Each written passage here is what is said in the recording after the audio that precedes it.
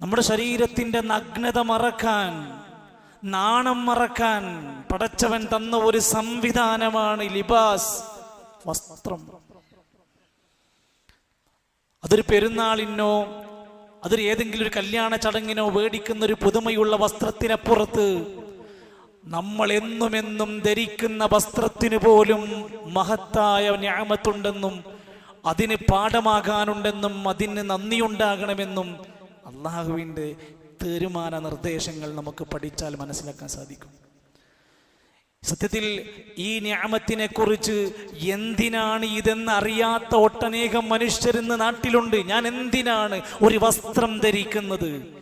പഠിക്കണം. അള്ളാന്റെ ഖുർആൻ പറഞ്ഞു, നിങ്ങൾക്ക് തന്ന ഡ്രസ് എന്ന സംവിധാനത്തിന്റെ ലക്ഷ്യം എന്താണെന്നറിയോ? യാ ബനീ ആദം, ആദമിന്റെ സന്താനങ്ങളെ, ഖദ് അൻസൽനാ അലൈക്കും ലിബാസ, നിങ്ങൾക്ക് നാം ഇതാ വസ്ത്രത്തെ ഇറക്കി തന്നിരിക്കുന്നു.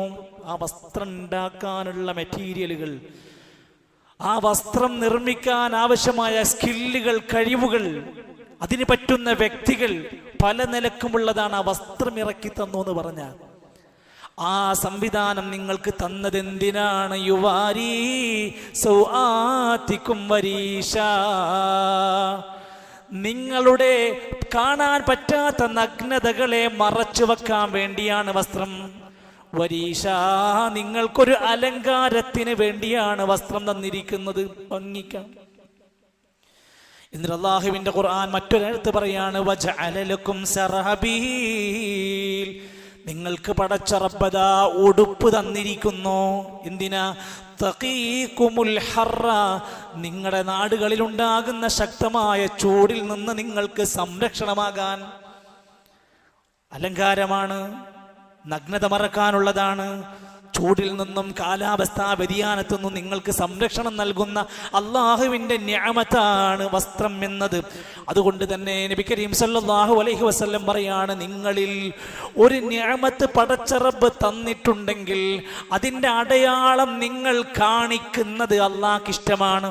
മഹാനായ സ്വഹാബി അംർ ബിൻ ശുഐബ് റളിയല്ലാഹു അൻഹു ഉദ്ധരിക്കുന്ന ഹദീസ്, قال رسول الله صلى الله عليه وسلم إن الله يحب أن يرى أثر نعمته على عبده. തീർച്ചയായും അല്ലാഹു ഒരാളെ ഇഷ്ടപ്പെടുന്നു. ആരാണവൻ? അയ്യുറാ അഥറ നിഅമതിഹി അലാ അബ്ദിഹി, തനിക്ക് ലഭിച്ച അനുഗ്രഹം, തൻ്റെ ജീവിതത്തിൽ പടച്ചവൻ തന്ന നിഅമത്തുകൾ പ്രതിഫലിപ്പിക്കുന്ന അതിൻ്റെ അടയാളങ്ങൾ എടുത്ത് അണിയുന്ന കാണിക്കുന്ന ഒരാളെ അള്ളാഹ്ക്ക് ഇഷ്ടമാണ്. ഉണ്ടായിട്ടും ഇല്ലാത്തവനെ പോലെ നടക്കുന്നവനല്ല അള്ളാഹ്ക്ക് ഇഷ്ടം. തനിക്ക് തന്നത് പടച്ചവൻ തന്നിട്ടുണ്ടെന്ന് ബോധ്യപ്പെടുകയും അതനുസരിച്ച് ജീവിക്കുകയും ചെയ്യുന്ന ഒരു അടിമയെ അള്ളാഹ്ക്ക് ഇഷ്ടമാണ്. എന്നാൽ ഇല്ലാത്തത് കാണിച്ച് നടക്കാൻ പാടില്ല. ഒന്നുമില്ലെങ്കിലും എല്ലാം ഉള്ളവനെ പോലെ വേഷം കെട്ടാൻ പാടില്ല. എല്ലാം ഉണ്ടെങ്കിലും താൻ കുറച്ചൊക്കെ ഉള്ളവനാണെന്ന് ജനങ്ങളെ തോന്നിപ്പിക്കാൻ ഒരു കിബറിന്റെ, അഹങ്കാരത്തിന്റെ, ധാർഷ്ട്യത്തിന്റെ വസ്ത്രം ധരിക്കരുത്. കുലൂ വശ്റബൂ വൽബസൂ വതസദ്ദഖൂ. നബി സല്ലല്ലാഹു അലൈഹി വസല്ലം പറയാണ്, തിന്നോളിയും കുടിച്ചോളൂ, വൽബസൂ, നിങ്ങൾ വസ്ത്രം ധരിച്ചോളൂ, വതസദ്ദഖൂ, നിങ്ങൾ ദാനം ചെയ്തോളൂ, ഫീ ഗൈരി സറാഫത്തിൻ വലാ മഖീല, ദൂർത്താവരുത്, പൊങ്ങച്ചുണ്ടാവരുത്. അങ്ങനെയല്ലാത്ത നിങ്ങൾ കഴിച്ചോളൂ, കുടിച്ചോളൂ, ധരിച്ചോളൂ എന്നാ പറഞ്ഞത്. ധരിച്ചോളൂ എന്ന വാക്കിന്റെ തൊട്ടടുത്ത് പറഞ്ഞപ്പോ തസദ്ദഖൂ, ദാനം ചെയ്തോളൂ. സുഹൃത്തുക്കളെ, നമുക്ക് എത്ര വസ്ത്രമുണ്ട്? നമ്മൾ എപ്പോഴെങ്കിലും വസ്ത്രമില്ലാത്തവരെ പറ്റി ചിന്തിച്ചു നോക്കിയോ? ഭക്ഷണമില്ലാത്തവരെ പറ്റി നമുക്ക് കാണാൻ കഴിയും.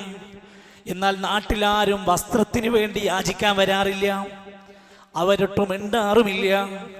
ഒന്ന് ആലോചിക്കണം, നമ്മൾ ഇല്ലാത്തവർക്കത് കൊടുക്കാൻ നമുക്ക് ഒരുപാട് സംവിധാനങ്ങളുണ്ട്, ഡ്രസ് ബാങ്ക് സിസ്റ്റങ്ങളുണ്ട്, പല മഹല്ലുകളിലും നടപ്പിലാക്കിക്കൊണ്ടിരിക്കുകയാണ്. നമുക്ക് ആവശ്യമില്ലാത്ത മറ്റൊരാൾക്ക് ഉപയോഗിക്കാൻ പറ്റാവുന്ന വസ്ത്രങ്ങൾ ഒരു സ്ഥലത്ത് ശേഖരിക്കുന്നു. വസ്ത്രമില്ലാത്ത ആളുകൾക്ക് അതിൽ നിന്ന് സൈസൊക്കെ നല്ലത് എടുത്ത് കൊണ്ടുപോകാൻ പറ്റുന്നു. എന്താ പ്രശ്നമുള്ളത്? നമ്മുടെ വീട്ടിലുണ്ട് കേസ്, കവറ് പൊട്ടിക്കാത്ത ഡ്രസ്സ് വീട്ടിലിരിക്കുന്നുണ്ട്. എന്താണ് ഇതിൻ്റെ പ്രശ്നം? അതിൻ്റെ മോഡൽ പോരെന്ന് കുടുംബം പറഞ്ഞു. 1-2 തവണ മാത്രം ധരിച്ച നല്ല അടിപൊളി ഡ്രസ്സുകൾ നമ്മുടെ ഷെൽഫിൽ ഇരിക്കുന്നുണ്ട്. എന്താ അതിൻ്റെ പ്രശ്നം? അത് പോരാ എന്നൊരു തോന്നലുണ്ടാകുന്നു. അങ്ങനെ ഇരിക്കുന്ന എന്തെങ്കിലും ഒരു കൊടുക്കാൻ പറ്റുന്ന, ഉപയോഗിക്കാൻ പറ്റുന്ന വസ്ത്രങ്ങളുണ്ടെങ്കിൽ ദാനം ചെയ്യാനുള്ള സംവിധാനം നമ്മൾ ഉപയോഗപ്പെടുത്തിക്കും. എന്നാൽ ഫീ ഗൈരി ഇസ്റാഫിൻ വലാ മഖീല, ഒരിക്കലും ഒരു പൊങ്ങച്ചത്തിൻ്റെ, ഒരു ദൂർത്തിൻ്റെ ഒരടയാളവും നിന്റെ കയ്യിൽ കടന്നു വരാൻ പാടില്ല. നബി സല്ലല്ലാഹു അലൈഹി വസല്ലം വിശദീകരിച്ച ചില ഹദീസിൽ കാണാം, നീ ധരിക്കുന്ന വസ്ത്രത്തിൽ പോലും ഒരു വിനയത്തിൻ്റെ വസ്ത്രമായി മാറാൻ ശ്രമിക്കണം. നീ ധരിക്കുന്ന വസ്ത്രത്തിൽ ഒരിക്കലും ഒരു ശുഹ്റത്തിന്റെ വസ്ത്രമാകാൻ പാടില്ല. സൗബ് ശുഹ്റത്തിൻ, ഹദീസിൽ വന്ന വാക്ക്. നീ ധരിക്കുന്ന വസ്ത്രം പെരുമയുടെ, പൊങ്ങച്ചത്തിന്റെ വസ്ത്രമാകരുത്. അതിന്റെ വിശദീകരണത്തിൽ കാണാം, അത് ധൂർത്തിൻ്റെതാകരുത്, പൊങ്ങച്ചത്തിൻ്റെതാകരുത്, അതുപോലെ തന്നെ അമിത വ്യയത്തിൻ്റെതാകാൻ പാടില്ല. അതാണ് ആ വിഷയം കൊണ്ട് ഉദ്ദേശിക്കുന്നതെന്നും, അത്തരത്തിൽ പെരുമയുടെ വസ്ത്രം ധരിക്കുന്നവർ പരലോകത്ത് നിന്ദ്യതയുടെ വസ്ത്രം ധരിക്കുമെന്ന് റസൂൽ സല്ലല്ലാഹു അലൈഹി വസല്ലം പഠിപ്പിക്കുകയാണ്. വലഅന റസൂലുള്ളാഹി സല്ലല്ലാഹു അലൈഹി വസല്ലം, ചില ആളുകൾ വസ്ത്രം ധരിച്ചതിൻ്റെ പേരിൽ അവരെ അല്ലാഹുവിൻ്റെ റസൂൽ സല്ലല്ലാഹു അലൈഹി വസല്ലം ശപിച്ചിരിക്കുന്നു. ആരാണവർ? ലബിസുൽ മർഅതി, ഒരു പെണ്ണ് അവർ വസ്ത്രം ധരിക്കുകയാണ്. റിജാലിൻ, പുരുഷന്മാരുടെ വസ്ത്രം ധരിക്കുന്ന സ്ത്രീകളെയാണ്. സ്ത്രീകളുടെ വസ്ത്രം ധരിക്കുന്ന പുരുഷന്മാരാരെങ്കിലും ഉണ്ടെങ്കിൽ അവരെ ശപിച്ചിരിക്കുന്നു. ഇബ്നു ബാസ് റഹ്മത്തുള്ളാഹി അലൈഹി ആ ഹദീസ് വിശദീകരിച്ചിട്ട് വളരെ സൂക്ഷ്മമായിട്ട് പറയാണ്. ഈ കാലഘട്ടത്തിൽ നമ്മളൊന്ന് ചേർത്തങ്ങ് വായിച്ചാൽ മതി. ഒരിക്കലും ഒരു ആണ് പെണ്ണിന്റെ വസ്ത്രം ധരിക്കാൻ പാടില്ല. എന്നിട്ട് പറയാണ്, ഒരു ഭാര്യ ഭർത്താവിന്റെ വസ്ത്രം ധരിച്ച് നടക്കാൻ പാടില്ല. ഒരു ഭർത്താവ് ഭാര്യന്റെ വസ്ത്രം ധരിച്ച് നടക്കാൻ പാടില്ല. പരസ്പരം ഭയങ്കര സ്നേഹത്തിലും ഇഷ്ടത്തിലൊക്കെ തന്നെയാണ്. അത് പറ്റില്ല എന്ന് പറയുകയാണ്. ഇനി മറ്റൊന്നും കൂടി അതിൻ്റെ ഇബ്നു ബാസ് റഹ്മത്തുള്ളാഹി പറയാണ്, വസ്ത്രത്തിന് അകത്തിടുന്നതാണെങ്കിൽ പോലും പാടില്ല. ആണിൻ്റെ വസ്ത്രം ഒരു പെണ്ണിന് അവളുടെ മേൽവസ്ത്രത്തിന് താഴെ പോലും ധരിക്കാൻ പാടില്ല. ആര് ചിന്തിക്കുന്നു? നമ്മുടെ മക്കളെയൊക്കെ ചെറുകാലം മുതൽ, ചെറുപ്പം തൊട്ടേ ഇത്തരത്തിലുള്ള ആ വേർതിരിക്കപ്പെട്ട ഇസ്ലാം നൽകിയ വേർതിരിവിൻ്റെ വേഷത്തിലും സംസ്കാരത്തിലും കിടപ്പുറ മാറ്റിക്കടത്തുന്നതിലും എല്ലാത്തിലും പഠിപ്പിക്കാൻ ഈ ഹദീസ് നമ്മളെ പാകപ്പെടുത്തുകയാണ്. പുരുഷന്മാരോട് പ്രത്യേകം പറഞ്ഞു, നിന്റെ വസ്ത്രത്തിന് ചില അതിർത്തികളുണ്ട്. മാ കാന അസ്ഫല മിനൽ കഅബൈൻ ഫഹുവ ഫിന്നാർ. പുരുഷന്മാരെ, നിങ്ങളുടെ നെരിയാണിക്ക് താഴെ പോകുന്ന വസ്ത്രം ഏതോ ആയിക്കോട്ടെ, മുണ്ടായാലും പാൻ്റായാലും എന്തു തന്നെ നീ ധരിച്ചാലും അത് നരകത്തിലേക്കുള്ളതാണ്, അത് നരകത്തിലാണ്. അത് പറ്റൂല എന്നാണ്. മാക്സിമം നെരിയാണി വരെയാണ് നമുക്ക് അനുവദിക്കപ്പെട്ടത്. മഹാനായ ജാബിർ റളിയല്ലാഹു അൻഹു നബി തങ്ങളോട് ചെന്ന് പറയാണ്, നബിയെ, എനിക്കൊരു ഉപദേശം തരണം, എന്നൊന്ന് ഉപദേശിക്കണം. ഖാല നബി സല്ലല്ലാഹു അലൈഹി വസല്ലം, നബി തങ്ങൾ കുറച്ച് കാര്യങ്ങളൊക്കെ അങ്ങനെ പറഞ്ഞു. ലാസ്റ്റ് വരിയിൽ കാണാം, വഇയ്യാക വഇസ്ബാലുൽ ലിസാർ. ജാബിർ റളിയല്ലാഹുവിനോട് പറയാണ്, നിങ്ങൾ വസ്ത്രം നെരിയാണിക്ക് താഴെ വലിച്ചിഴക്കുന്നത് നല്ലോണം സൂക്ഷിക്കണം. ഫഇന്നഹാ മിനൽ മഖീലതി, അതൊരു പൊങ്ങച്ച സ്വഭാവമാണ്. ഞാനൊന്നും വിചാരിച്ചിട്ടൊന്നുമില്ല, ഞാനിപ്പോൾ അങ്ങനെ അഹങ്കാരമൊന്നും കാണിച്ചിട്ടൊന്നുമില്ല, ഞാൻ അങ്ങനെ ഇട്ടു പോയിന്നുള്ളൂ. അങ്ങനെ ഉണ്ടാവരുത്, അത് പാടില്ലെന്ന് പറഞ്ഞു കഴിഞ്ഞാൽ പിന്നെയും അത് ധരിക്കുന്ന അങ്ങനെ ഒരു സമ്പ്രദായം വന്നാൽ അതൊരു കിബറിന്റെ കൂടെ അടയാളമായി മാറുകയാണ്. എന്ന് പറഞ്ഞ് ജാബിർ റളിയല്ലാഹു അൻഹു ഉപദേശിക്കുകയാണ്. ഇത്തരത്തിലുള്ള പൊങ്ങച്ചക്കാരെ അള്ളാഹു ഒരിക്കലും ഇഷ്ടപ്പെടൂല. ഡ്രസ്സ് ധരിച്ചിട്ട് അള്ളാഹിന്റെ ദേഷ്യം മേടിക്കണത് എന്തിനാ നമ്മൾ? എന്ന് മാത്രമല്ല, പരലോകത്ത് ഇത്തരം നെരിയാണിക്ക് താഴെ വസ്ത്രം ധരിച്ച് നടക്കുന്ന പുരുഷന്മാരെ ചരിത്രം പറഞ്ഞിട്ടാ പറഞ്ഞത്, നോക്കൂല പടച്ചോൻ, അള്ളാഹു അവനെ ശുദ്ധീകരിക്കൂല എന്ന് പറഞ്ഞത് നമ്മളെ കുറിച്ചാണെന്ന് ശരിക്കും ആലോചിച്ച് നോക്കേണ്ടതുണ്ട്. അതേപോലെ തന്നെ നമ്മുടെയൊക്കെ പള്ളികളിൽ ചെറുപ്പക്കാരായ ആളുകൾ നമസ്കരിക്കാൻ വരും. അവർ ധരിച്ചിരിക്കുന്ന വസ്ത്രത്തിൽ അവൻ്റെ ഇഷ്ടതാരത്തിൻ്റെ പേരുണ്ട്, അവൻ്റെ ഇഷ്ടതാരത്തിൻ്റെ നമ്പറുണ്ട്. ചിലരുടെയൊക്കെ നല്ല മനോഹരമായ കളർഫുൾ ഫോട്ടോകൾ പതിച്ചുകൊണ്ടുള്ള വസ്ത്രങ്ങളാണ് അവർ ധരിച്ചു നടക്കുന്നത്. ബാപ്പാക്കും ഉമ്മാക്കും ആർക്കും എതിർപ്പില്ല. അവൻ ഭയങ്കര ക്രിക്കറ്റിൻ്റെ ആളാ, അവൻ ഭയങ്കര ഫുട്ബോളിൻ്റെ ആളാ, അവൻ അതുകൊണ്ടാണ് അതൊക്കെ ധരിച്ചു നടക്കുന്നത്. നമുക്ക് ഭയങ്കര പ്രൗഢിയാണെങ്കിൽ സല്ലല്ലാഹു അലൈഹി വസല്ലമ തങ്ങള് പ്രിയപ്പെട്ട ഭാര്യന്റെ അടുക്കിലേക്ക് ആയിഷ ബീവിന്റെ അടുത്തേക്ക് കയറി ചെല്ലുക. ഒരു തലയണയുടെ ഉണ്ടായിരുന്നു. ആ തലയണയുടെ കവറ് അത് പൊതിഞ്ഞിരിക്കുന്നത് ഒരു തുണിക്കഷ്ണം കൊണ്ടാണ്. ആ തുണിയിൽ ഒരു ജീവനുള്ള ഒരു വസ്തുവിൻ്റെതായ രൂപം പ്രദർശിപ്പിക്കപ്പെട്ടു. നബി സല്ലല്ലാഹു അലൈഹി വസല്ലം ആ വീടിന്റെ വാതിലിൽ നിന്ന് അകത്തേക്ക് പ്രവേശിച്ചില്ല. ഞാൻ കേറൂല എന്ന് പറഞ്ഞു. എന്തേ? അവർ ചോദിക്കണേ, എന്ത് നബിയെ, എന്താ പറ്റിയത്? അവിടുന്ന് മറുപടി, എനിക്ക് കയറാൻ പറ്റൂല. വഅന്നൽ മലായിക ലാ തദ്ഖുലു ഫീഹാ സൂറത്തുൻ, ചിത്രമുള്ള രൂപമുള്ള ഇടങ്ങളിലേക്ക് മലായികത്തുകൾ പ്രവേശിക്കൂല. സ്വന്തം വീട്ടിലേക്ക് ഭാര്യന്റെ അടുത്തേക്ക് കയറി ചെന്നില്ല എന്നാ പറഞ്ഞത്. എങ്കിൽ നമസ്കരിക്കാൻ പോകുമ്പോഴാവട്ടെ അല്ലാത്തപ്പോഴാവട്ടെ നമ്മുടെ പുരുഷന്മാർ പ്രത്യേകം ശ്രദ്ധിക്കുക, സ്ത്രീകൾക്കും ബാധകമാണ്. നമ്മുടെ വസ്ത്രങ്ങളിൽ, വേഷങ്ങളിൽ, ബെഡിൽ, തലയിണയിൽ, മറ്റുള്ളിടങ്ങളിൽ ജീവനുള്ള വസ്തുക്കളുടെ രൂപങ്ങളും ചിത്രങ്ങളും ഉണ്ടെങ്കിൽ തൽക്കാലത്തിന് അതിൻ്റെ പൈസ പോയെന്ന് വിചാരിക്കണം. മാറ്റിവെക്കാൻ നമുക്ക് ഇന്ന് സാധിക്കണം. ഇതൊന്നും കേവലം ഒരു ഖതീബിൻ്റെ ഒരു നിർദ്ദേശമല്ല. റസൂലുള്ളാഹി സ്വല്ലല്ലാഹു അലൈഹി വസല്ലമന്റെ പഠിപ്പിച്ച അധ്യാപനങ്ങൾ മനസ്സിന് താല്പര്യമുണ്ടെങ്കിൽ, ആ സുന്നത്തുകളെ ഇഷ്ടപ്പെടുന്നുണ്ടെങ്കിൽ പിന്നെ നമുക്കതിനോടൊരു വിമുഖത വരാൻ ഒരു സാധ്യതയുമില്ല. റസൂൽ സല്ലല്ലാഹു അലൈഹി വസല്ലം പിന്നെ പഠിപ്പിക്കുകയാണ്, നല്ല വെള്ള വസ്ത്രം പറ്റുമെങ്കിലൊക്കെ ധരിക്കാൻ ശ്രമിച്ചോ. ഇൽബസൂ മിൻ സിയാബിക്കുമുൽ ബിയാദ്, നിങ്ങൾ വെള്ള വസ്ത്രം ധരിക്കാൻ ശ്രമിക്കൂ പുരുഷന്മാരെ. ഫഇന്നഹാ മിൻ ഖൈരി സിയാബിക്കും, നിങ്ങളുടെ വസ്ത്രങ്ങളിൽ ഏറ്റവും നല്ല വസ്ത്രം വെള്ള വസ്ത്രമാണ്. വകഫിനൂ ഫീഹാ മൗതാക്കും, നിങ്ങളിൽ ആരെങ്കിലും മരിച്ചാൽ ആ വെള്ള വസ്ത്രത്തിലായിക്കൊണ്ട് അവരെ കഫൻ ചെയ്യുകയും ചെയ്തോളൂ. ആ വെള്ള വസ്ത്രത്തിനൊരു മഹത്വമുണ്ട്.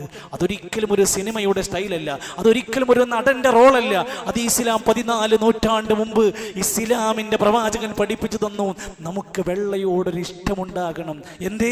അത് സുന്നത്തായി പഠിപ്പിച്ചു തന്നതാണ് എന്ന് അവിടെ നമുക്ക് കാണാൻ സാധിക്കേണ്ടതുണ്ട്. അതേപോലെ തന്നെ നമ്മുടെ ഈ ജീവിതത്തിൽ പടച്ച റബ്ബ് നൽകിയിട്ടുള്ള ഈ നിഅമത്ത് ദിവസവും നമ്മൾ ചെയ്തുകൊണ്ടിരിക്കുന്ന വേഷം മാറിക്കൊണ്ടിരിക്കുമ്പോൾ ഒരു പ്രാർത്ഥനയുണ്ടെന്ന് മറക്കരുത്.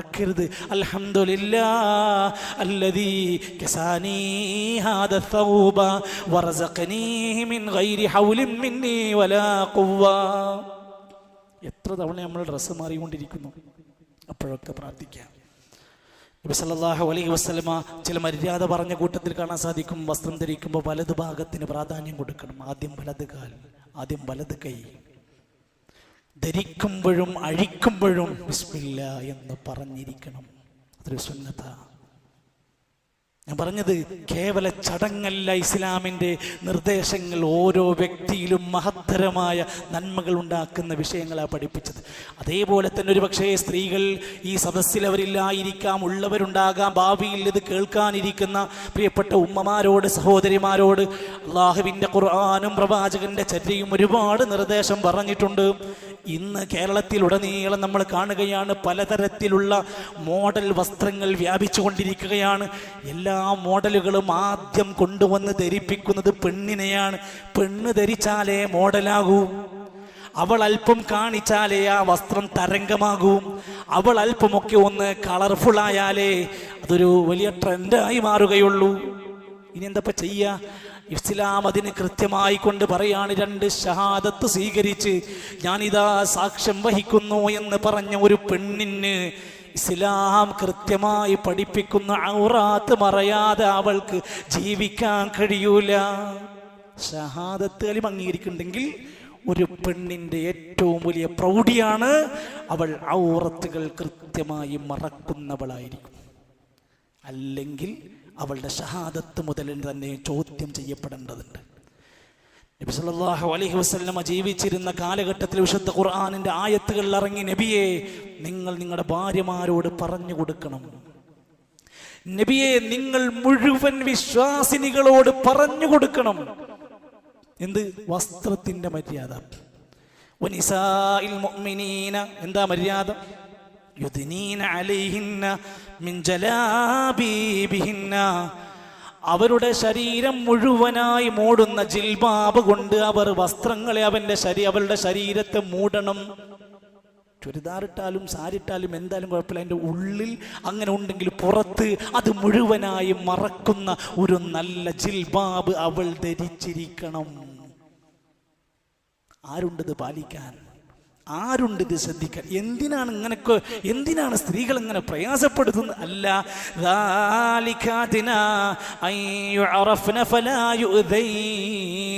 അവൾ ഒരു മോശക്കാരിയല്ല എന്ന് തിരിച്ചറിയാനാണ്, അവൾക്ക് യാതൊരു നിലക്കുമുള്ള ആളുകളുടെ ശല്യമുണ്ടാകാതിരിക്കാനാണ്. ഇന്ന് നമ്മൾ വായിക്കുന്ന പീഡന വാർത്ത, ഇന്ന് നമ്മൾ വായിച്ചു കൊണ്ടിരിക്കുന്ന പല നിലക്കുമുള്ള സ്ത്രീകൾക്കും കുട്ടികൾക്കുമേരെയുള്ള അതിക്രമങ്ങളുടെ ഒന്നാമത്തെ പാഠം വേഷവിധാനങ്ങളിൽ നിന്ന് സ്വാധീനം ഉൾക്കൊള്ളുകയാണ്. മറ്റു പല കാരണങ്ങളുണ്ട്, പക്ഷെ ഒരു നല്ലൊരു ശതമാനത്തോളം അവളുടെ ശരീരത്തിന്റെ സൗന്ദര്യം ത്രസിപ്പിക്കുന്ന വസ്ത്രങ്ങൾ ഏതൊരു പുരുഷനെയും ഇക്കിളിപ്പെടുത്തുമ്പോൾ പീഡനത്തിന് കാരണമാകുന്നു ന്യായീകരിക്കുകയല്ല, കാരണം പഠിക്കണമെന്നാ പറഞ്ഞത്. സഹോദരങ്ങളെ, അല്ലാഹുവിന്റെ ഖുർആനാ പറയുന്നത്, വലാ യുബ്ദീന സീനതഹുന്ന ഇല്ലാ മാ ളഹറ മിൻഹാ. പെണ്ണ്, അവൾക്കൊരു ഭംഗി പടച്ചാൻ കൊടുത്തിട്ടുണ്ട്, അവൾക്കൊരു പ്രത്യേക ഭംഗി കൊടുത്തിട്ടുണ്ട്. എന്നാൽ ഖുർആൻ പറഞ്ഞു, വലാ യുബ്ദീന സീനതഹുന്ന, അവളുടെ ഭംഗിയും അലങ്കാരവും പുറത്ത് കാണിക്കാൻ പാടില്ല. ഇല്ലാ മാ ളഹറ മിൻഹാ, പ്രത്യക്ഷമായി കാണിക്കാൻ അനുവദിക്കപ്പെട്ടതൊഴികെ. ചിലപ്പോൾ മുഖം അല്ലെങ്കിൽ കയ്യിന്റെ ആ മുൻഭാഗം, അതൊരു നിർബന്ധം ആവശ്യമായി പറഞ്ഞിട്ടില്ല എങ്കിൽ പോലും അതല്ലാത്ത കാലടക്കമുള്ള ഭാഗം നമ്മുടെ ഭാര്യ, ഉമ്മ, സഹോദരി, താത്ത, അനിയൻ, ഇത്താത്ത ആരൊക്കെ പെണ്ണായിട്ട് ആരൊക്കെണ്ടോ അവർക്ക് ബാധകമാണ്. ഇത് ഖുർആനിന്റെ കൽപ്പന. ഇതിങ്ങനെ പഠിപ്പിക്കുക. വലാ യുബ്ദീന സീനതഹുന്ന ഇല്ലാ ലിബുഊലതിഹിന്ന. നാട്ടുകാർക്കല്ല ഭംഗി കാണിച്ചു കൊടുക്കേണ്ടത്, അവരുടെ ഇണകൾക്കാണ്, ഭർത്താക്കന്മാർക്കുള്ളതാണ് അവളുടെ സൗന്ദര്യം കാണിക്കേണ്ടത്. പിന്നെ അല്പമൊക്കെ അവൾ വീട്ടിൽ അങ്ങോട്ടും ഇങ്ങോട്ടും ഒക്കെ പെരുമാറുമ്പോൾ അവളുടെ മക്കളും ജ്യേഷ്ഠനും അനിയനും ഒക്കെ കണ്ടേക്കാം, അത് ചില ഭാഗങ്ങൾ അങ്ങനെയാണ്. എന്നാൽ മൊത്തത്തിലായിക്കൊണ്ട് അവൾ പരമാവധി ശ്രദ്ധിക്കാനാണ് ഇസ്ലാം ഇത് ആവശ്യപ്പെടുന്നത്. പ്രത്യേകിച്ചും ചെറിയ പ്രായമുള്ള കൗമാരക്കാരായ മക്കളെ കുറിച്ച് ചിന്തിച്ചു നോക്കൂ നിങ്ങൾ. നമ്മുടെ നാട്ടിൽ ഏറ്റവും നന്നായി ഡ്രസ് ചെയ്യൽ ആരാന്നറിയോ? 65, 70, 75 വല്യന്മാർ.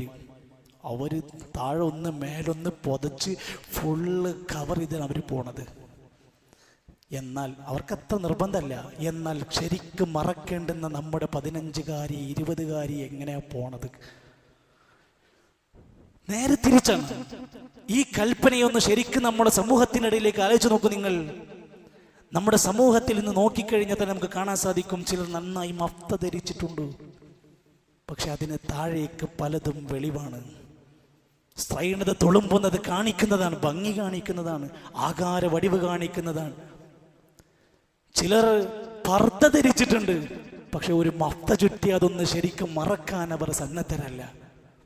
ചിലർ, പ്രത്യേകിച്ചും നമ്മുടെ വളർന്നു വരുന്ന പെൺകുട്ടികൾ, സ്കൂളിലേക്കും ക്യാമ്പസിൻ്റെ മുറ്റങ്ങളിലേക്കും പോകുന്ന നമ്മുടെ മക്കൾ തലയിൽ ഒരു പാറിപ്പറക്കുന്ന, ഊതിയാൽ പറക്കുന്നൊരു ഷാളും കൊണ്ടാണ് നമ്മുടെ മക്കൾ വീട്ടിൽ നിന്ന് പടിയിറങ്ങിയിട്ട് ഈ നാട്ടിലൂടെ മുഴുവൻ നടന്നുകൊണ്ടിരിക്കുന്നത്. നമുക്കെന്ത് പറയാനുണ്ട്? നമുക്ക് റോളില്ലേ? സമുദായത്തിന് റോളില്ലേ? പണ്ഡിതന്മാർക്ക് ഉത്തരവാദിത്തമില്ലേ? രക്ഷിതാക്കൾക്ക് ബാധ്യതയില്ലേ? നിങ്ങൾ പരിശോധിക്കുക, 100 വിദ്യാർത്ഥികളെ എടുത്ത് പരിശോധിച്ച് നോക്ക്, മുസ്ലിം പെൺകുട്ടികളെ. ശരിയാവണ്ണം വേഷം ധരിക്കുന്ന എത്ര കുട്ടികളുണ്ട്? ഇവിടെയാണ് ഇസ്ലാം അത് പഠിപ്പിച്ചു തരുന്നത്. പെണ്ണേ, നീ ഒന്ന് ശ്രദ്ധിച്ചോലാ. യദ്ഖുൽനൽ ജന്ന, ഒരു പെണ്ണ് സ്വർഗത്തിലെത്തൂല. വലാ യജിദ്ന റീഹഹാ, സ്വർഗത്തിന്റെ മണം പോലും അവർ ആസ്വദിക്കൂല.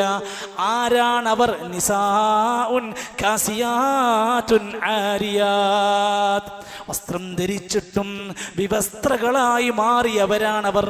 ശരിക്ക് വസ്ത്രം ധരിച്ചിട്ട് പോലും അവർ മറക്കേണ്ടത് മറയാത്തത് കാരണം കൊണ്ട് തന്നെയാണ്.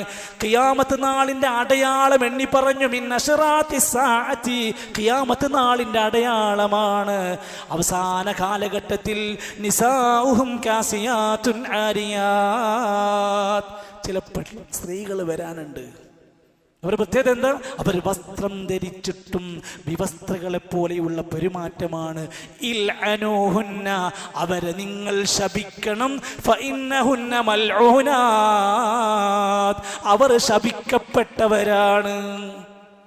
നമ്മുടെ പെങ്ങളെയാണോ നമ്മുടെ ഭാര്യനെയാണോ ഈ പറയണതെന്ന് മനസ്സിനകത്ത് കൊത്തിവെക്ക്. സുഹൃത്തുക്കളെ, നമ്മളൊക്കെ ചില ആൾക്കാരെ പറ്റിയിട്ട് പറയും അവര് മോശമാണ്. ആരാണവർ? വ്യഭിചാരികളായ സ്ത്രീകൾ. ശരിയാണ്. നിസ്കരിക്കാത്തൊരു പെണ്ണ് മോശക്കാരിയാണ്. ഭർത്താവിനോട് ധിക്കാരം കാണിക്കുന്നവർ മോശക്കാരിയാണ്. എല്ലാവരും സമ്മതിക്കും. എന്നാ ഹദീസ് വായിക്കണം. വശർറു നിസായിക്കും, നിങ്ങളുടെ കൂട്ടത്തിലെ ഏറ്റവും ഷർറ് പിടിച്ച സ്ത്രീകളുണ്ട്. അൽ മുതബർരിജാത്ത്, നഗ്നത കാണിക്കുന്നവളായിരിക്കും. കഴുത്തും തലമുടിയും കൈയും കാലും കാണിച്ച് നടക്കുന്ന പെണ്ണ് ഷർറാണ്. അൽ മുതഖയ്യിലാത്ത്, അഹങ്കാരികളായവരുമാണ്. അടുത്ത വാക്ക് വഹുന്നൽ മുനാഫിഖാത്ത്, അവരാണ് കപട വിശ്വാസിനികളായ സ്ത്രീകൾ. മുനാഫിഖീങ്ങളാണ്. സ്ത്രീകളെ പറ്റി പറഞ്ഞപ്പോൾ മുനാഫിഖാത്തുൻ, അവർ കപട വിശ്വാസികൾ. ഇസ്ലാമിൻ്റെ ഈമാനിൻ്റെ ശരിയായ ഭാഗം പൂർത്തീകരിക്കാൻ കഴിയാത്തവരാണ്. ഇന്ന് സമൂഹത്തിൽ നമ്മൾ കണ്ടുകൊണ്ടിരിക്കുക, പുരുഷന്മാരായ മറ്റുള്ള അന്യരെ നമ്മിലേക്ക് ആകർഷിക്കാൻ, അവരെ നമ്മിലേക്ക് വശീകരിക്കാൻ ഉതകുന്ന രൂപത്തിൽ നല്ല മേക്കപ്പും ആഭരണങ്ങളും കൊഞ്ചിക്കുഴലുകളും ഒക്കെയായി പോകുമ്പോൾ, പ്രിയപ്പെട്ട പുരുഷന്മാരെ, ഹദീസ് നമ്മളോടാണ്. മാ തറക്തു ബഅദീ ഫിത്നതൻ, എൻ്റെ കാലശേഷം എൻ്റെ ഉമ്മത്തിൽ വരുന്ന ഏറ്റവും വലിയ ഫിത്ന അളറ അലൽ റിജാലി മിനൻ നിസാ, പുരുഷന്മാരുടെ മേൽ സ്ത്രീകളെ കൊണ്ടുണ്ടാകുന്ന ഫിത്നയായിരിക്കും. ആരെയാണ് ബാധിക്കാത്തത്? ആർക്കാണ് ഇതിൽ ധൈര്യമുള്ളത്? ഏതൊരാളെയും ബാധിക്കാൻ സാധ്യതയുണ്ട്.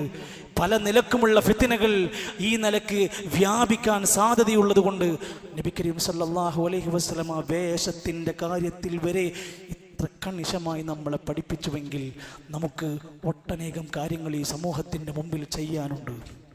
നമുക്ക് ഒട്ടനേകം മര്യാദകൾ ഇസ്ലാമിൻ്റെ വിശിഷ്ടമായ അധ്യാപനങ്ങളിലൂടെ നമ്മുടെ വീട് മുതൽ അവിടെ നിന്ന് അങ്ങോട്ട് കയറി വരുമ്പോൾ ചിലതൊക്കെ പാലിച്ചേ പറ്റൂ. ഇനിയുള്ള കാലം നന്മയുടെ വസന്തങ്ങളായി മാറണം. നമ്മൾ തിരിച്ചറിവുള്ള കുടുംബമായി മാറണം. നമ്മുടെ ജീവിതത്തിൻ്റെ സംസ്കാരങ്ങൾ ഇസ്ലാമിൻ്റെ സംസ്കാരങ്ങളാവണം. പാശ്ചാത്യന്മാരുടെയോ ജൂതന്മാരുടെയോ ചര്യകൾക്ക് ഇനി നമ്മുടെ ജീവിതത്തിൽ സ്ഥാനമില്ലെന്ന് തെളിയിക്കാൻ നമുക്ക് പടച്ച റബ്ബ് തൗഫീഖ് നൽകുമാറാകട്ടെ. അള്ളാഹു നമ്മെ സഹായിക്കുമാറാകട്ടെ.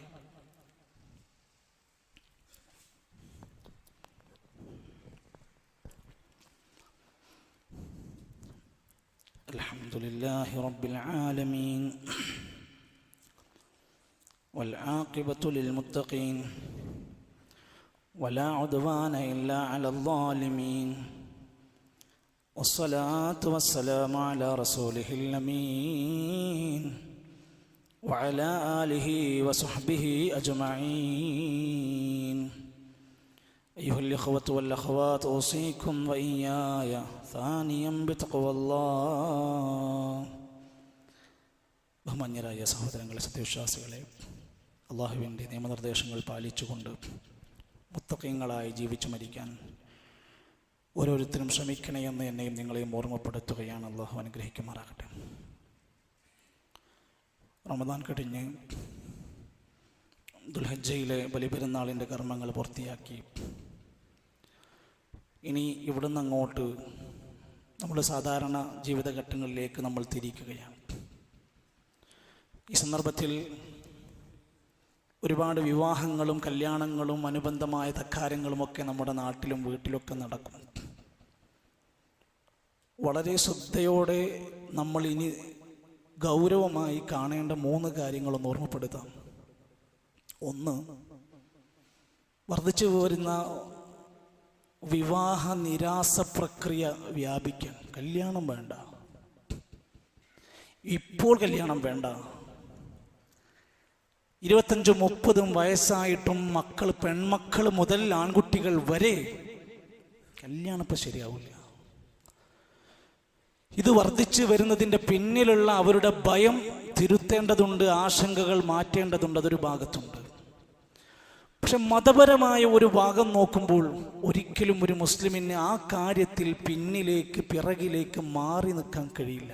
എത്ര വലിയ കോഴ്സിൻ്റെ പേര് പറഞ്ഞാൽ, ലക്ഷങ്ങൾ മുടക്കിയ ഒരു ജോലി ഉണ്ടെങ്കിൽ ശരി, വിവാഹത്തിൻ്റെ കാര്യത്തിൽ അമാന്തം കാണിക്കാൻ അവന് ഇസ്ലാം അനുവാദം കൊടുക്കൂല. കാരണം റസൂൽ സല്ലല്ലാഹു അലൈഹി വസല്ലമയുടെ അടുത്ത് വന്നിട്ട് ഒരാൾ പറയാണ്, ഞാനൊന്നും ഞാൻ കല്യാണം കഴിക്കുന്നില്ല, അതൊക്കെ ആരാധനക്കൊരു തടസ്സമാണ്. നബി സല്ലല്ലാഹു അലൈഹി വസല്ലമ തിരിച്ചു വിളിച്ചിട്ട് പറഞ്ഞു, അതസവ്വജുൻ നിസാ, ഞാൻ ഏറ്റവും ഭക്തി കാണിക്കുന്ന ഒരു പ്രവാചകനാണ്, ഞാൻ ഭാര്യമാരുടെ കൂടെ വിവാഹ ജീവിതം നയിക്കുന്നു. ഫമൻ റഗിബ അൻ സുന്നതി ഫലൈസ മിന്നി, എൻ്റെ സുന്നത്തിനെ പാലിക്കാത്തവർ, അതിൽ നിന്ന് വിമുഖത കാണിക്കുന്നവർ എന്നിൽപ്പെട്ടവനല്ല, അവനൊരു നല്ല മുസ്ലിം അല്ല, അതൊരു നല്ല അടയാളമല്ല. അന്നിക്കാഹു മിൻ സുന്നത്തിൽ മുർസലീൻ, നല്ലപോലെ വിവാഹം കഴിച്ച് ജീവിക്കുക എന്നത് മുർസലീങ്ങളുടെ നല്ലൊരു ദിനചര്യയാണ്, മുർസലീങ്ങളുടെ ചര്യയാണ്. അത് പാലിക്കുക എന്നുള്ളത് നല്ലൊരു ഗുണമായിട്ടാണ് പഠിപ്പിച്ചിരിക്കുന്നത്. വിവാഹം കഴിക്കാനിരിക്കുന്നവർ അല്ലെങ്കിൽ വിവാഹത്തിന് താല്പര്യത്തോടെ നടക്കുന്ന ആളുകൾ അറിയണം എന്തിനാ വിവാഹമെന്ന് തിരിച്ചറിയണം. മനുഷ്യന്റെ വംശം നിലനിൽക്കാൻ വേണ്ടി ഇസ്ലാം വെച്ച ഉപാധിയാണ് വിവാഹ ജീവിതം. അവൻ അസമാധാനത്തിൻ്റെതായ വിവിധ ഘട്ടങ്ങളിലൂടെ കടന്നു പോകുമ്പോൾ ഒരു സമാധാന ജീവിതം ഉണ്ടാക്കാനാണ് കുടുംബം, വിവാഹം. പല നിലക്കുമുള്ള കൗമാരത്തിലും യുവത്വത്തിലും ഉണ്ടാകുന്ന വികാര വിക്ഷോഭന പ്രവർത്തനങ്ങൾക്ക് ഒരു കടിഞ്ഞാണിട്ട് സദാചാരത്തോടെ ജീവിക്കാൻ അവന് പറ്റണം. അതിനാണ് കല്യാണം. അതുകൊണ്ട് ആ ചെറുപ്പക്കാരെ കല്യാണം കഴിക്കണം. നിന്റെ കണ്ണുകൾക്ക് നിയന്ത്രണമാകാൻ നല്ലത് അതാണ്. നിന്റെ ഗുഹ്യാവയവങ്ങളെ സുരക്ഷിതമാക്കാൻ കല്യാണമാണ് പരിഹാരം. വിവാഹം കഴിക്കണം, മറ്റൊന്നും പരിഹാരമല്ല. സമൂഹത്തിൻ്റെ കെട്ടുറപ്പ് അവിടെയാണ്. സഹകരണ സംരക്ഷണ ബോധം വളർത്തുന്ന വിവാഹത്തിലൂടെയാണ്. ഒരാൾ വിവാഹം കഴിക്കാൻ ഒരാണോ പെണ്ണോ തീരുമാനിച്ചു, ഒരു അറക്കുള്ള സംവിധാനം വീട്ടിലില്ലാന്ന് തന്നെ വിചാരിക്കും. നമ്മുടെ നാടിനെ വെച്ച് പറയാം, വലിയൊരു പൈസ ചെലവാക്കി ഒരു അറ കൂടാൻ മാത്രമുള്ള സെറ്റപ്പ് ഇല്ല എന്ന് വിചാരിക്കും. അല്ലെങ്കിൽ ചെക്കൻ പയ്യൻ അത്ര വലിയൊരു ജോലിയൊന്നും ആയിട്ടില്ല, തരക്കടില്ലാതെ ജീവിച്ചു പോവാണ്. പക്ഷെ അവൾക്ക് മാന്യമായി കുടുംബജീവിതം നയിച്ച് കല്യാണം കഴിച്ച് ജീവിക്കണമെന്ന ആഗ്രഹമുണ്ടെങ്കിൽ സമൂഹമേ കേൾക്ക്. സല്ലല്ലാഹു അലൈഹി വസല്ലം പറയാണ്, 3 ആളുകളെ അള്ളാഹു സഹായിക്കാൻ ബാധ്യസ്ഥനാണെന്ന് പറഞ്ഞിട്ടുണ്ട്. അതിൽ ഒരാളാര്? അന്നാക്കി, വിവാഹം കഴിക്കാൻ ഉദ്ദേശിക്കുന്നവനാണ്. അല്ലദീ യുരീദുൽ അഫാഫ്, പരിശുദ്ധമായ ജീവിതം വേണം, വൃത്തികേടുകളിലേക്ക് ഞാൻ പോകൂല, അവിഹിതങ്ങൾ എനിക്ക് വേണ്ട, തെറ്റായ മാർഗങ്ങളിലേക്ക് ഞാൻ പോകില്ല എന്ന് വിചാരിച്ച് ഏറ്റവും വേഗത്തിൽ വിവാഹം തിരഞ്ഞെടുത്താൽ അവനെ സഹായിക്കുമെന്നത് അള്ളാന്റെ ബാധ്യതയായി അള്ളാഹ് ഏറ്റെടുത്തിട്ടുണ്ട്. നമ്മൾ സമൂഹം തന്നെ പിന്തിരിപ്പിക്കും. ഇപ്പൊ തന്നെ വേണ്ടട്ടോ, പൈസ ഒന്നും ഇല്ലെങ്കിൽ ഇപ്പൊ തന്നെ വേണ്ടേ, ജോലിക്ക് ഒന്നുകൂടി കയറ്റം കിട്ടിയിട്ടൊക്കെ മതി എന്ന് നമ്മൾ പറയല്ലേ. അള്ളാഹു ഒരു കാര്യം ഏറ്റെടുത്ത അതിനേക്കാൾ വലുതാണോ നാട്ടുകാരുടെ മാമൂല്? അതുകൊണ്ട് ഒന്നാമത്തെ കാര്യം വിവാഹത്തിൽ നിന്ന് വിമുഖത കാണിക്കുന്നവരോടാണ്. 2, വിവാഹ രംഗത്ത് വൈവാഹിക ജീവിതത്തിലേക്ക് കടന്നു വരുന്ന ഒരു ഭാര്യയും ഭർത്താവും അവരുടെ സ്വയം ബാധ്യതകൾ വിസ്മരിക്കുന്നത് ഇന്ന് വല്ലാത്ത കുടുംബ പ്രശ്നങ്ങളിലേക്ക് എത്തിക്കൊണ്ടിരിക്കും. ഒരു ഭാര്യ തൻ്റെ കുടുംബജീവിതത്തിലേക്ക് വന്ന തൻ്റെ ഭർത്താവിനെ സ്വീകരിക്കാനും അദ്ദേഹത്തിൻ്റെ കൂടെ മാന്യമായി ജീവിക്കാനും പരസ്പരം സ്നേഹിച്ച് ശരീരവും മനസ്സും പങ്കിട്ടു കൊടുക്കാനും സുഖദുഃഖങ്ങൾ പങ്കുവെച്ചുകൊണ്ട് കെട്ടുറപ്പുള്ള ഒരു ജീവിതം നയിക്കുവാനുമാണ് ഒരു ഭാര്യനോട് പറഞ്ഞിരിക്കുന്നത്. എന്നിട്ട് മഹാന്മാരായ ഉലമാക്കന്മാര് പറയാ, ഇമാം ഖുർത്തുബി റഹ്മത്തുള്ളാഹി അലൈഹി സൂറത്തുൻ നിസാഇന്റെ 54-ാമത്തെ ആയത്ത് വിശദീകരിക്കുമ്പോൾ പറയാ, ഇന്ന കുല്ല മൻ കാന അത്ഖ, നല്ല തഖ്വ പാലിച്ച് ജീവിക്കുന്ന ഒരു പുരുഷനാണെങ്കിൽ ഫശഹവതുഹു അശദ്, അവന് നല്ല വികാരം ഉണ്ടാകും. നല്ല മുത്തക്കയാണെങ്കിൽ അയാൾ ഒന്നിനും കൊള്ളാത്തനാവില്ല, അവൻ നല്ല വികാരമുള്ളവനാകും. ബാക്കി കേൾക്കണം, ലിഅന്നല്ലദീ ലാ യകൂനു തഖിയൻ ഫഇന്നമാ യതഫറജു ബിന്നദ്രി വൽ മസ്സി, അവൻ എവിടെയും നോക്കിയിരിക്കാൻ പോകൂല. മുത്തക്കയാണെങ്കിൽ എവിടെയും നോക്കിയിരുന്ന് ആസ്വദിക്കാൻ പോകൂല. വൽ മസ്സി, എവിടെയും പോയി തൊട്ട് നോക്കാൻ പോകൂല. അതുകൊണ്ട് അവൻക്ക് നല്ല നല്ല വികാര ചിന്തകൾ ഉണ്ടാകും. ബാക്കികൾക്ക് ഫതകൂന അശ്ശഹവതു മുജ്തമിഅതുൻ ഫീ നഫ്സിഹി ഫയകൂന അക്സറു ജിമാഅ. മറ്റെവിടെയും അവൻ്റെ വികാര ചിന്തകൾ കടന്നു പോകാത്തത് കൊണ്ട് അവൻ തൻ്റെ ഇണയിൽ നല്ല വികാര താല്പര്യങ്ങളുള്ളവനായി മാറും. പക്ഷെ ഇന്ന് സമൂഹത്തിൽ നേരെ തിരിച്ചാണ് ചിന്തിക്കുന്നത്. ഒരാൾ അയാളെക്കുറിച്ച് പരാതി പറയുന്നു, അയാൾ ഭയങ്കര നിസ്കാരമൊക്കെ ശരിയാണ്, ഭയങ്കര ദീനിയൊക്കെയാണ്, പക്ഷേ ഈ കാര്യത്തിൽ അവൻ വളരെ പ്രയാസം, എന്താ കുറച്ച് കൂടുതലാണ്. ഇതൊരു കുറ്റമായി പറയേണ്ട സംഭവമല്ല, അത് പരിഗണിക്കാനാണ്, അത് പരിഹരിക്കാനാണ്. വിവാഹ ജീവിതത്തിലെ പ്രധാനപ്പെട്ട ലക്ഷ്യങ്ങളെ വിസ്മരിക്കാൻ പാടില്ല ഒരു ഭാര്യ. അതേപോലെ തന്നെയാണ് പ്രിയപ്പെട്ട ഭർത്താക്കന്മാരെ, മഹാന്മാരായ ഉലമാക്കന്മാര് പറയാൻ, ഒരു പെണ്ണിനെ ശരിക്കും നീ പഠിക്കണം. വിഭിന്നമാണ് അവളുടെ മനസ്സും ശരീരം വരെ, ചിന്തകൾ ഇച്ഛകൾ വരെ. അതുകൊണ്ട് നീ അത് പഠിച്ചൊന്ന് പകരാനുണ്ട്. അവളുടെ ശരീരത്തെ നീ മനസ്സിലാക്കാനുണ്ട്. അവളുടെ ജീവിതത്തിൻ്റെ പല നിലക്കുമുള്ള മാനസികമായ മാറ്റങ്ങളെ തികച്ചും ഒരാണിൽ നിന്ന് വ്യത്യസ്തമാണ്. ചിലപ്പോൾ നിന്റെ ഒരു തൊട്ട് തലോടൽ മതി അവളുടെ പ്രശ്നങ്ങൾ തീർത്തു കൊടുക്കാൻ. ചില സഹോദരിമാർ കൗൺസിലിങ്ങിനിടെ ഇടയ്ക്ക് പറയാറുണ്ട്, അയാൾ എനിക്കൊന്നും ചെയ്യണ്ട, എൻ്റെ കൂടെ ഒന്ന് ഇരുന്ന് തന്നാൽ മതി. ഒരു സാമീപ്യം കൊതിക്കുന്ന ഭാര്യമാരുണ്ട്, ഒരു നേരത്തൊന്ന് ഇരുന്ന് തന്നാൽ മതി എന്ന് കൊതിക്കുന്നവരുണ്ട്. അയാൾ ഞാൻ പറയുന്നതൊന്ന് കേട്ടാൽ മതി എന്ന് കൊതിക്കുന്ന ഭാര്യമാരുണ്ട്. പ്രിയപ്പെട്ട ഭർത്താക്കന്മാരെ, നമ്മുടെ പണി എന്താണ്? ഒരു പെണ്ണിനെ മനസ്സിലാക്കി അവൾക്ക് ലഭിക്കേണ്ടുന്നതെല്ലാം, അവളുടെ റിസ്ക്, അവളുടെ ജീവിത മാർഗം, അവളുടെ വസ്ത്രം, അവളുടെ ജീവിത മാർഗങ്ങളെയൊക്കെ സുരക്ഷിതമായി ഞാൻ ഇനി ഏറ്റെടുക്കാന്ന് പറഞ്ഞിട്ടാണ് കല്യാണം കഴിച്ചിട്ടുള്ളത്. ഒരു ഒന്നര പവൻ്റെ സ്വർണ്ണത്തുമ്മ കടക്കുന്ന കളി മാത്രമല്ല, വലിയൊരു കരാറും കൂടെയാണ് പറഞ്ഞിട്ടാണ് നമ്മൾ പോയിട്ടുള്ളത്. ആ കാര്യം എല്ലാവരും വിവാഹം കഴിയുമ്പോൾ ശ്രദ്ധിക്കേണ്ടതുണ്ട്. മൂന്നാമത്തേത്, നമ്മുടെ ജില്ല പോലെയുള്ള മലബാർ ഏരിയകളിൽ വ്യാപിച്ചു കൊണ്ടിരിക്കുന്ന വിവാഹ ആഭാസങ്ങളിലും ദൂർത്തിലും പൊങ്ങച്ചത്തിലും നമ്മളും നമ്മുടെ മഹല്ലിലെ ഒരു മനുഷ്യനും ഇല്ല എന്ന് വീണ്ടും വീണ്ടും ബോധ്യപ്പെടണം. ആണും പെണ്ണും കൂടി കൂട്ടിക്കലരപ്പെടുന്ന രൂപത്തിലുള്ള സദ്യാസൽക്കാരങ്ങൾ, ഗാനമേളകൾ, കരിമരുന്ന് പ്രയോഗങ്ങൾ, കളറ് പ്രയോഗങ്ങൾ, എന്തൊക്കെ ഓരോരുത്തർക്ക് എന്തൊക്കെ ചെയ്യാൻ പറ്റുമോ പറ്റുന്നത് മുഴുവൻ ചെയ്ത് തകർക്കുന്ന കല്യാണ മാമാങ്കങ്ങൾ. നമ്മുടെ തൊട്ടപ്പുറത്തെ തെക്കൻ ജില്ലകളിലേക്ക് ചെന്ന് കഴിഞ്ഞാൽ, അവിടെയൊക്കെ ചെന്ന് കഴിഞ്ഞാൽ അവിടുത്തെ സഹോദരങ്ങൾ പരാതി പറയാറുണ്ട്, ഞങ്ങളുടെ നാട്ടിലെ കല്യാണങ്ങൾക്ക് നല്ല എമൗണ്ട് പൊട്ടിക്കും. ഒരാളുടെ ആയുഷ്കാലത്തിൻ്റെ ഇടയ്ക്ക് 80% പൈസ വേണമെങ്കിൽ ഒരൊറ്റ കല്യാണത്തിന് പൊട്ടിച്ചു കളയും. നമ്മുടെ കണ്ണൂർ ജില്ലയിൽ ഈ അടുത്തൊരു വിവാഹം നടന്നു. ആ വിവാഹത്തിൻ്റെ പന്തലിനും ഡെക്കറേഷനും അലങ്കാരത്തിനും വേണ്ടി 20 ലക്ഷം രൂപൻ്റെ അടുത്ത് ചെലവഴിക്കപ്പെട്ടു. വെറും ഒരു അലങ്കാരത്തിന് വേണ്ടി മാത്രം. സഹോദരങ്ങളെ, കല്യാണം എന്ന് പറഞ്ഞാൽ എല്ലാം അനുവദിക്കപ്പെട്ട, എൻ്റെ ഇഷ്ടങ്ങളും എൻ്റെ ചേഷ്ടകളും എൻ്റെ മനസ്സിൻ്റെ ഉള്ളിലുള്ള എല്ലാം ചെയ്യാൻ അനുവദിക്കപ്പെട്ട ഒന്നാണ് കല്യാണമെന്ന് ആരെങ്കിലും ധരിക്കുന്നുവെങ്കിൽ, പ്രിയപ്പെട്ട ഉമ്മമാരെ, ഉപ്പമാരെ, ഒന്നല്ലെങ്കിൽ മറ്റൊരിക്കൽ നമ്മൾ ആ ജീവിതത്തിൽ പരീക്ഷിക്കപ്പെടാൻ സാധ്യതകളുണ്ട്. കാരണം ബറക്കത്ത് നഷ്ടപ്പെടുന്ന ഒരു വലിയ പണി അവിടെ നടന്നിട്ടുണ്ടെങ്കിൽ അള്ളാഹുവിൽ നിന്ന് കാവൽ ചോദിച്ച് പ്രാർത്ഥനയോടെ ഇസ്ലാമിൻ്റെ മര്യാദകൾ പാലിച്ചുകൊണ്ട് പോകാൻ നമുക്ക് സാധ്യമാകണം. അള്ളാഹു നമ്മെ എല്ലാം നല്ല വൈവാഹിക ജീവിതത്തിലൂടെ, ഇണകളിലൂടെ, നല്ല സാലിഹ്യങ്ങളായ മക്കളിലൂടെ സന്തോഷമുള്ള ജീവിതം അള്ളാഹു നമുക്കെല്ലാം പ്രദാനം ചെയ്യുമാറാകട്ടെ.